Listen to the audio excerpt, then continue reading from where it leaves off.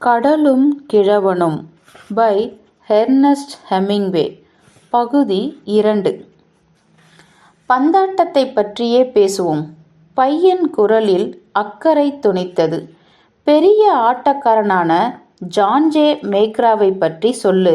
J என்பதை ஜோடா என்றான் பையன். அக்காலத்தில் அவனும் மாடி ஹோட்டலுக்கு வருவதுண்டு. ஆனால் அவன் கரடுமுரடானவன். கடுங்குரலில் பேசுவான். குடித்து விட்டால் அவனை சமாளிப்பது கஷ்டம். பந்தாட்டத்தோடு அவன் மனம் குதிரை பந்தயங்களிலும் படிந்திருந்தது. அவன் சட்டை பையில் எப்பொழுதும் குதிரைகளின் பட்டியல் ஒன்றிருக்கும். டெலிபோனில் அடிக்கடி குதிரைகளை பற்றியே பேசுவான். அவன் பெரிய நிர்வாகஸ்தானாம். காரியக்காரர்களில் அவனே மிக மிக கெட்டிக்காரன் என்று என் அப்பா கருதுகிறார் என்றான் பையன். ஏனெனில் அவன் இங்கு அடிக்கடி வருகிறான் என்றான் கிழவன். துரோசர் இங்கு அடிக்கடி வந்தால் உன் தந்தை அவனையும் கூட பெரிய காரியக்காரனாக நினைப்பார். உண்மையில் நிர்வாகத்தில் சிறந்தவன் யார்? லுக்கேயா, மைக்கோரிசலாசா? இருவரும் ஒரே மாதிரிதான். ஆனால் செம்படவர்களில் சிறந்தவன் நீதான். இல்லை, என்னை காட்டிலும் சிறந்தவர்கள் எத்தனையோ பேரை எனக்கு தெரியும். இருக்கலாம் என்று பையன் இழுத்தான். நல்ல சம்படவர்கள் பலருண்டு. மீன் பிடிப்பதில் மகா மேதைகள் சிலருண்டு. ஆனால் உனக்கு இணை நீயேதான். வந்தனம். உன் வார்த்தைகள் எனக்கு இன்பமூட்டுகின்றன.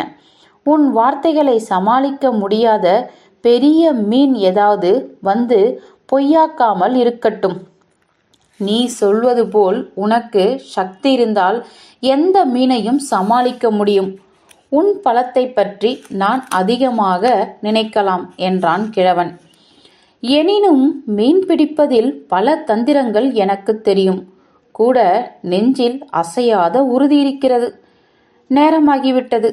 இப்பொழுதே தூங்கப் போனால்தான் காலையில் புதிய சக்தியோடு எழுந்திருக்கலாம். இவைகளை நான் ஹோட்டலில் திருப்பிக் கொடுக்க வேண்டும். Good night.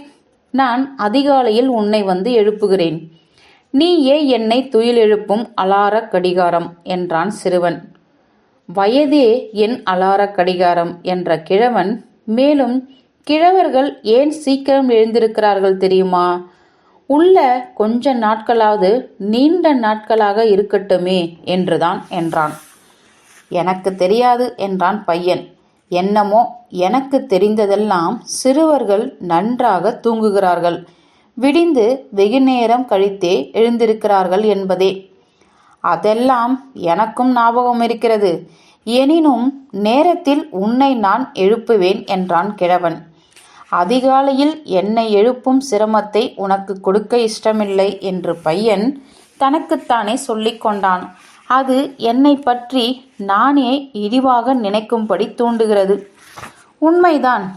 தாத்தா, நன்றாக தூங்கு. நான் வருகிறேன். பையன் வெளியே போனான்.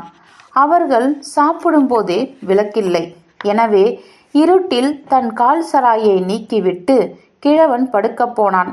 கால் சராய்க்குள் பத்திரிகையை வைத்து மடித்து தலையணை போல் தலைக்கு உயரமாய் வைத்து கொண்டான். சால்வையை இழுத்து போர்த்தி கொண்டு பழைய பத்திரிகைகள் பரப்பிய படுக்கையில் படுத்து புரண்டான். அவன் வெகு சீக்கிரத்திலேயே தூங்கிவிட்டான். சிறு வயதில் தான் ஆப்பிரிக்கா சென்றதை பற்றி கனவு கண்டான். நீண்ட பொன்மணர் கடற்கரைகளும் கண்ணை பறிக்கும் வெண்மணர் கரைகளும் கூராகி உயர்ந்து நிமிர்ந்த பழுப்பு நிற மலைகளையும் அவன் கனவில் கண்டான். இப்போதெல்லாம் ஒவ்வொரு இரவிலும் அவன் ஆப்பிரிக்காவின் கடற்கரையிலேயே வாழ்ந்தான். அவன் கனவுகளில் அக்கரைகளின் அலையடித்து நுரைக்கும் சப்தம் கேட்டது. அவ்வலை வரிகளின் மேல் ஊர்ந்து வரும் நாட்டு படகுகளை கண்டான். படகு தளத்தின் கீழ் எல்லையும் கயிற்று சிலம்பு வாசனைகளும் வீசியதை முகர்ந்தான். ஆப்பிரிக்காவின் நிலவலம் காலையில் வீசிய காற்றோடு கலர்ந்து விடுவதையும் அறிந்தான். வழக்கமாக கனவில் ஆப்பிரிக்காவின் நிலக்காற்று வீசும்போது அவன் விழித்து கொள்வான். உடையணிந்து கொண்டு பையனை எழுப்பப் போவான். ஆனால் இன்றிரவு அவன் கனவில் நிலக்காற்று சீக்கிரமே வந்துவிட்டது. கனவிலேயே அவன் அதை உணர்ந்தான். எனவே மேலும் மேலும் கடலாழத்திலிருந்து கிளம்பும் வெண்சிகர மலைத்தீவுகளையும் கனேரி தீவின் பலதரப்பட்ட துறைமுகங்களையும் பாதைகளையும் பற்றி கனவு கண்டான். பெரிய புயல்களையும் பெண்களையும் பெரிய பெரிய சம்பவங்களையும் மீன்களையும் குஸ்திகளையும் தன் மனைவியும் பற்றியெல்லாம் அவன் கனவு காணவில்லை. பற்பல இடங்களை பற்றியெல்லாம் அவன் கனவு கண்டான். கடற்கரை சிங்கங்களை பற்றி கனவு கண்டான். அவைகள் மாலை கால மசமசப்பில் பெரிய பூனைகள் போல் கரையில் விளையாடும். நம் பையனை நேசிப்பது போலவே அவைகளையும் நேசித்தான். அவன் பையனை பற்றி கனவு காணவில்லை. எனினும் எழுந்ததும் எழுதாதுமாய் அவனது நினைப்புதான் படுக்கையிலிருந்து எழுந்ததும் வாயில் வழியே நில ஒளியை பார்த்தான். கால் சட்டையை விரித்து மாட்டிக்கொண்டான். குடிசை அருகிலேயே சிறுநீர் கழித்துவிட்டு பையனை எழுப்புவதற்காக பாதை ஊடே சென்றான். காலை குளிரில் அவன் உடல் நடுங்கியது. இத்தகைய நடுக்கங்களாலேயே உடல் உஷ்ணம் ஏறும். அதற்குள் அவன் படகை செலுத்தி கொண்டு கடல் மேற்போவான் என்பது தெரிந்த செய்தியே. பையன் வசித்து வந்த குடிசையின் கதவு பூட்டப்படவில்லை. அது திறந்து கொண்டு மெதுவாய் சப்தம் செய்யாமல் தன் வெறுங்காலோடையே கிழவன் உள்ளே நுழைந்தான். பையன் வாயிற்புறத்து முதல் அறையிலேயே படுத்திருந்தான். மங்கி மறையும் நில ஒளியில் அவனை நன்றாக பார்க்க முடிந்தது. கிழவன் மெதுவாய் அவனது ஒரு பாதத்தை பற்றினான். பையனும் கண் விழித்து அவனை பார்த்தான். கிழவன் தலையசைத்தான். பையன் கால் சட்டையை மாட்டிக்கொண்டான். கிழவனும் பையனும் முன்பின்னாக வெளிப்பட்டனர். பையனுக்கு இன்னும் தூக்கம் கலையவில்லை. கிழவன் அவனை அணைத்தவாறே, எனக்கும் வருத்தமாய்தான் இருக்கிறது என்றான். வருத்தம் எதற்கு என்ற பையன் தூக்கத்தை உதறியவாறே, அதிகாலையில் எழுந்திருக்க வேண்டியது மனிதனின் கடமைதானே. இருவரும் கிழவனது குடிசையை நோக்கி நடந்தனர். பாதையில் பலர் தங்கள் பாய்மரங்களோடு வெறும் காலால் நடந்து சென்றனர் கடலை நோக்கி. கிழவனது குடிசையை அடைந்ததும் பையன் கூடையில் இருந்த வலைக்கயிர்களையும் ஈட்டிகளையும் கிழவன் பாய்மரத்தையும் எடுத்துக்கொண்டனர். காஃபி சாப்பிடுகிறாயா என்றான் சிறுவன். முதலில் ஜாமான்களை படகில் ஏற்றிவிட்டு அப்புறம் கொஞ்சம் காபி சாப்பிடுவோம். பக்கத்தில் இருந்த செம்படவர்கள் காப்பி கடையில் இருவரும் கெட்டிப்பால் காப்பி அருந்தினர். தாத்தா, ராத்திரி நன்றா தூங்கினையா என்று பையன் கேட்டான். அவன் தன் தூக்க கலக்கத்தின் நின்றும் அப்பொழுதுதான் கஷ்டத்தோடு முழுமையாக கண்விழித்தான். ரொம்ப நன்றாக தூங்கினேன். இன்று எனக்கோர் புதிய நம்பிக்கை பிறந்திருக்கிறது என்றான் கிழவன். எனக்கும் தான் என்றான் பையன். மேலும், சரி, நான் போய் சுனிரங்களையும் தூண்டில் உணவையும் கொண்டு வருகிறேன். என் படகில் முதலாளியே எல்லாவற்றையும் கொண்டு வருவான். தன் ஜாமான்களை எதையும் பிறர் கையாள விடமாட்டான் என்றான். நம்ம மாதிரி வேறு வென்றான் கிழவன். 5 வயது முதலேயே என்னுடைய பொருள்களை நீதானே எடுத்து வருகிறாய்? ஆமாம், நான் இதோ வந்து விடுகிறேன். நீ இன்னொரு கப் காஃபி சாப்பிடு. எனக்கு இந்த கடையில் கணக்குண்டு. பையன் பவள நிற பாறைகளின் மேல் வெறும் காலோடு நடந்து பனிமலைக்கு தூண்டில் உணவு வாங்கச் சென்றான். கிழவன் மெதுவாக காப்பி குடித்தான். நாள் பூராவும் அந்த காப்பிதான் அவனுக்கு ஆகாரம். எனவே அதையாவது குடித்துத்தானாக வேண்டும். ரொம்ப நாட்களாகவே அவனுக்கு சாப்பாடு பிடிப்பதில்லை.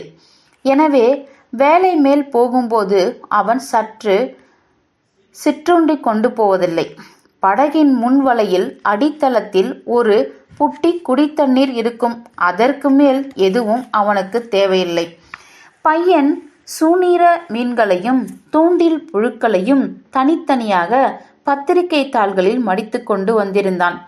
இருவரும் படகுக்கு கூழாங்கல் மணற்பரப்பின் மீது நடந்து சென்றனர்.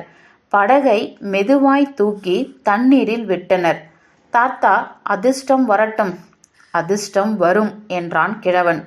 துடுப்புகளின் கயிற்றை சாட்டிகளை துளைக்கண்ணிகளில் கட்டிவிட்டு முன்னால் சாய்ந்தவாறே துடுப்பலகுகள் நீரை பிளந்து கொண்டு செல்ல அந்த இருட்டிலேயே துறைமுகத்துக்கு அப்பால் படகை செலுத்தினான். வேறு துறையிலிருந்து வேறு பல படகுகளும் கடல் மீது சென்றன. மலையின் பின் நிலவு மறைந்து விட்டதால் அப்படகுகள் கண்ணுக்கு தெரியவில்லை. எனினும் அவைகளின் துடுப்பு தள்ளும் சப்தம் கிழவன் காதில் விழுந்தது. எப்போதாவது ஏதாவது ஒரு படகில் யாராவது ஒருவர் பேசுவதுண்டு. ஆனால் அநேகமாக எல்லா படகுகளிலும் துடுப்பொலியை தவிர வேறொரு சப்தமும் இருக்காது. படகுகள் யாவும் துறைமுக வாயிலை தாண்டியதும் தனித்தனியாக பிரிந்து மீன் கிடைக்கக்கூடிய பல்வேறு இடங்களை நோக்கி செல்லும். கிழவன் வெகு தொலைவுக்கு அப்பால் செல்ல விரும்பியதால் உதயத்திற்கு முன்பே நிலாவாசனை நீங்கிய கடல் நீரின் காலை வாசம் மட்டுமான இடத்திற்கு போய்விட்டான். கடலாழத்தின் சுழலுக்கஞ்சி மீன்கள் எல்லாம் கூடும்.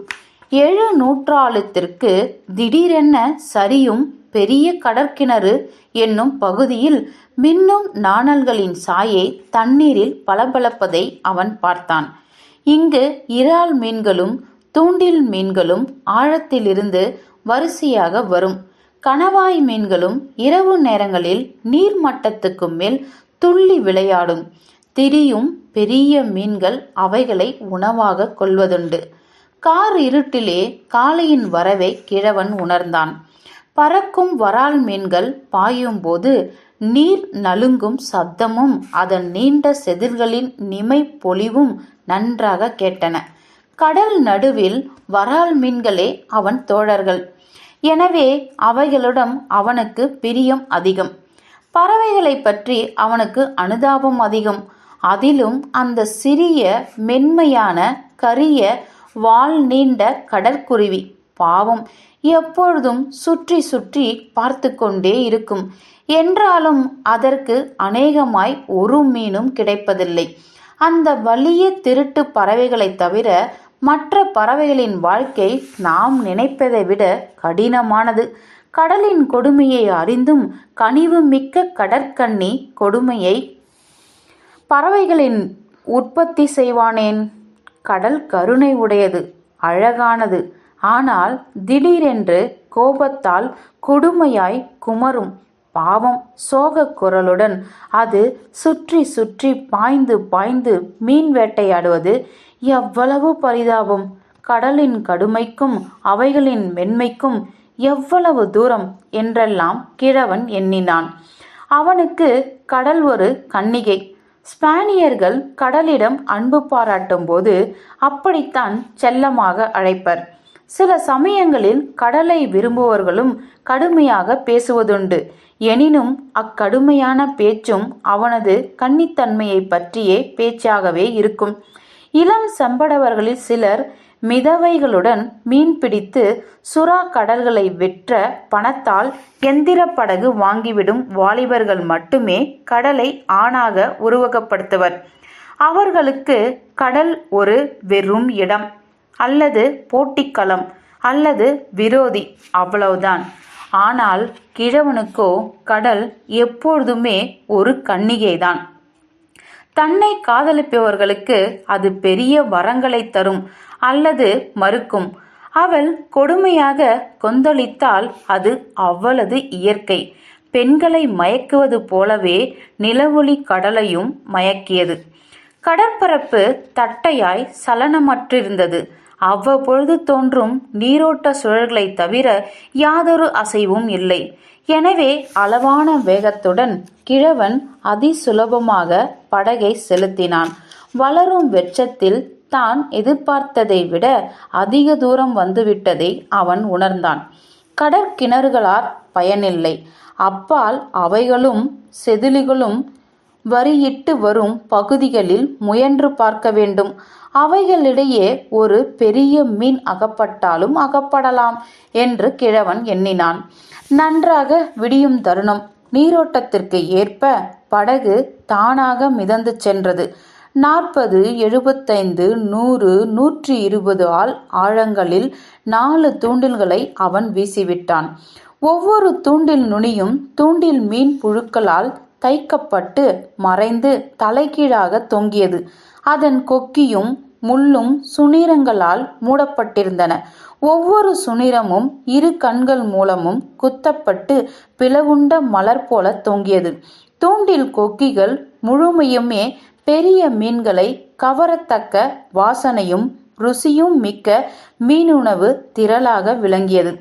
பையன் தந்த 2 அவலை மீன்களை ஆழத் தூண்டில்களில் கட்டியிருந்தான். மற்றவைகளில் நீல நிற வெடையானையும் மஞ்சள் நிற சடையானையும் மாட்டி இருந்தான். அவைகள் இன்னும் கெட்டுப்போகவில்லை. அத்துடன் சுனிரங்களால் வாசனையும் ருசியும் ஊட்டப்பட்டிருந்தன. ஒவ்வொரு தூண்டில் நூலும் ஒரு பெரிய பென்சிலின் சுற்றளவுக்கு கனத்தில் பசுஞ்சேறு மாறாது விளையும் பச்சை மூங்கிலில் கட்டப்பெற்றிருந்தது. ஒன்றோடு சுலபமாக மாட்டி இழுக்கக்கூடிய 240 அடி தூண்டிற் கயிறுகள் தயாராய் இருந்தன. அவைகளில் நெகிழ்ச்சியால் தூண்டிலை கவ்விய மீன் சந்தேகத்திற்கு இடமின்றி சுலபமாக 300 ஆள் ஆழத்திற்கு தாழ்ந்து செல்ல முடியும். படகு விளிம்பில் தூண்டில்கள் ஆழத்தில் அமுங்கி நிற்பதை கவனித்தவாறே அவைகள் சாயாது கோணாது ஆழம் களையாது நேராக நிற்கும்படி படகை மிக மிக மெதுவாக கிழவன் மிதக்கவிட்டான். வெளிச்சம் நிரம்புகிறது. அந்த கணத்திலும் சூரியன் உதிக்கலாம். மெதுவாய் கடலில் நின்றும் கதிரவன் கிளம்பினான். நீரோட்டத்திற்கு ஏற்ப மற்ற படகுகள் கரையை அடுத்து கடற்பரப்பில் மிதப்பதை கிழவன் கண்டான். அதிகரித்த சூரியனொளி கூட கடற்கப்பால் பிறப்பட்டு தெரித்து அவனது கண்களை குத்தீட்டிகள் போல் தாக்கி வருத்தியது. அதை காணாமல் மெதுவாக படகை செலுத்தினான் கிழவன். தன் தூண்டில்கள் செங்குத்தாய் கடலாழத்தில் பாய்ந்து நிற்கின்றனவே என்பதுதான் அவன் கவலை. எனவே கடலாழத்தையே கண்கொட்டாது பார்த்து கொண்டிருந்தான். மற்றவர்களை காட்டிலும் தூண்டில்களை நேராக நிமைக்காது கவனிப்பவன் நம் கிழவனே. அவனது தூண்டில் நுனிகள் அதனிடத்தில் ஆடாது அசையாது மீன்களின் வரவை எதிர்பார்த்து பொறுமையாக காத்திருக்கும். பிறரது தூண்டில்கள் சாய்வதால் அவர்கள் 100 ஆள் ஆழத்திற்கு இருப்பதாக நினைக்கும் போது அவைகள் உண்மையில் 60 ஆள் ஆழத்திலே ஊசலாடிக் கொண்டிருக்கும். ஆம், அவற்றை நான் அளவு வழுவாமற் சரியாக பார்த்து கொள்கிறேன். எனினும் அதிர்ஷ்டம்தான் இல்லை. யாருக்கு தெரியும், ஒருவேளை இன்னும் ஒவ்வொரு நாளும் ஒவ்வொரு புதிய நாளல்லவா? அதிர்ஷ்டம் நல்லதே. ஆனால் அதைவிட கடமை தவறாது காரியம் செய்வதையே நான் அதிகமாக நம்புகிறேன். அப்பொழுதுதான் அதிர்ஷ்டம் வரும்போது நாம் அதனை ஏற்க தயாராகலாம் என்றெல்லாம் கிழவன் யோசித்தான். சூரியன் உதித்து 2 மணி நேரம் ஆகிவிட்டது. இப்பொழுது அவனால் கீழ்வானத்தை கண் சுளிக்காமல் காண முடிந்தது. 3 படகுகள் கரை ஓரத்தில் மிதந்து கொண்டிருந்தன. என்றுமே காலை வெயிலில் கண்களை உறுத்துகிறது. எனினும் என் கண்கள் மங்கவில்லை. கண்ணிருளாது மாலை கதிரவனை என்னால் காண முடியும். இருந்தாலும் காலை நேரம் கண்ணை கூசத்தான் செய்கிறது என்று கிழவன் எண்ணலானான். அச்சமயம் ஒரு பெரிய போர்க்களப் பறவை ஒன்று தன் கரிய நீண்ட சிறகுகளுடன் தன் முன்னால் பறப்பதைக் கண்டான். திடீரென்று அது தன் இறக்கைகளை பின்னோக்கி சாய்த்தவாறே கீழே நோக்கி பாய்ந்தது.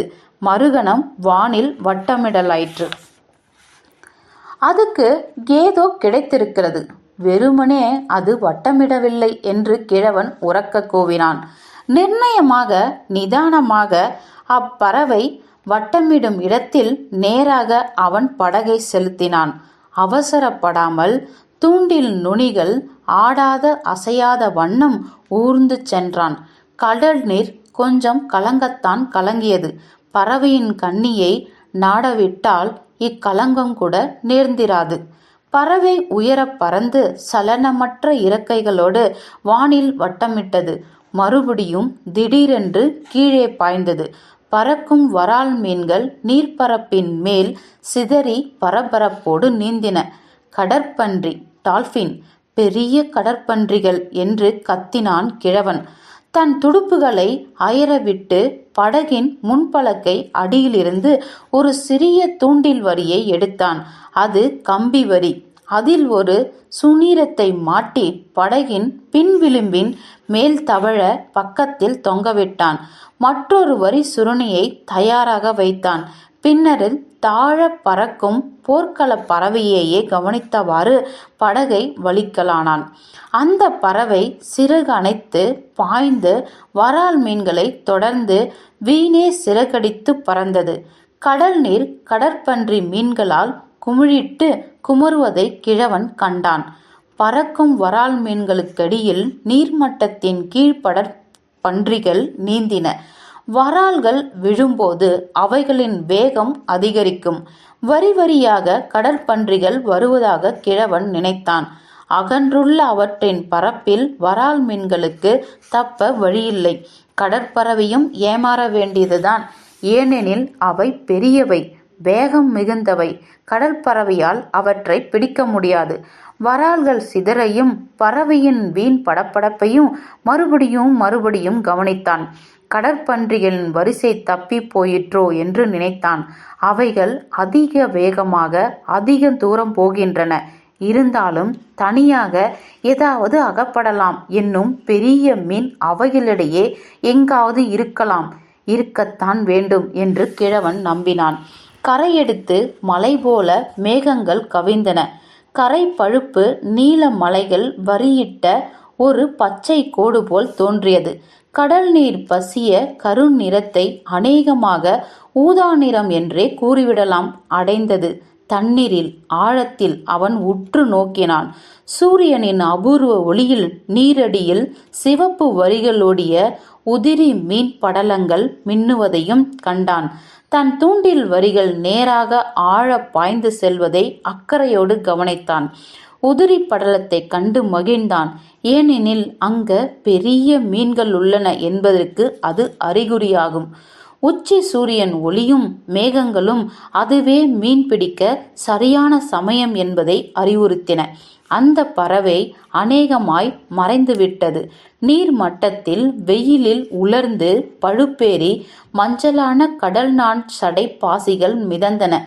படகு அருகில் போர்ச்சுகல் போர்க்களப் பறவை ஒன்று ஊதா நிறமான மொழுவென்று பளபளத்து உப்பிய பளிங்கென தளதளத்த கொப்பளம் போல் ஊர்ந்து வந்தது. அது மல்லாந்தது. மறுபடியும் நேராக நிமிர்ந்தது. நீண்ட கரு நீல வாலின் சிம்புகள் 1 கஜ தூரத்தின் தவழ ஒரு பெரிய கொழு ரசகொண்டு குமிழ் போல அது குதூகலமாய் நீந்தியது. வித்தார கள்ளி என்றான் கிழவன். தன் துடுப்புகளின் மேல் சாய்ந்த வண்ணமே அவன் தண்ணீரில் பார்த்தான். அதனது வாலின் சிலிர்க்கும் சிம்புகளைப் போலவே ஊதா நிறமான உதிரி மீன்கள் அதன் வால் இதழ்களின் இடையிலையும் உடற்குமிழி நிழலிலும் உலாவுவதைக் கண்டான். அதன் விஷம் அவைகளை பாதிப்பதில்லை, மனிதர்களை பாதித்தது.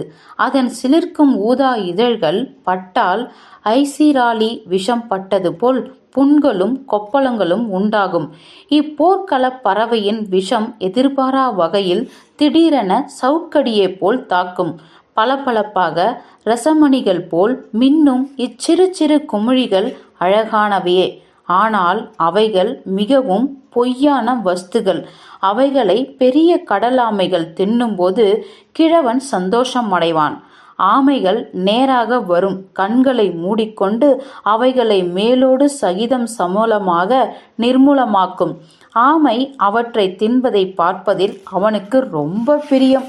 கடற்கரையில் புயலுக்குப் பின் தன்பூட்ஸ் காலோடு அவைகளை பயந்து துள்ளி குதிக்கும்படி மிதிப்பதிலும் அவனுக்கு பிரியம் அதிகமே.